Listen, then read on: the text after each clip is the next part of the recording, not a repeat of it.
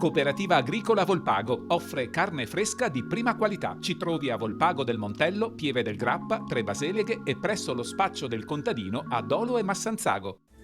Bentrovati al Meteo. Una perturbazione interesserà il nostro territorio. Venerdì 6 maggio il tempo risulterà spiccatamente instabile, ma diamo uno sguardo insieme alla situazione. Sul Veneto cielo in prevalenza molto nuvoloso, con precipitazioni diffuse, come vediamo, per buona parte della giornata. Probabile diradamento, esaurimento dei fenomeni su gran parte del territorio a partire dalla sera. Temperature minime comprese tra 11 e 14 gradi, massime invece in lieve calo, oscillanti tra i 17 e i 20 gradi all'incirca. Spostiamoci ora sul Friuli Venezia Giulia, anche in questo caso sarà molto nuvoloso, con piogge sparse e intermittenti, in genere di debole intensità.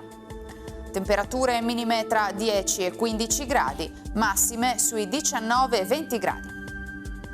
Infine diamo uno sguardo al Trentino Alto Adige, dove avremo poche novità, rovesci sparsi per tutta la giornata, migliorerà poi nella notte. Temperature minime intorno ai 12 gradi, massime sui 18-19 all'incirca. Dal meteo per ora è tutto, vi auguro un buon proseguimento in compagnia di Antenna 3.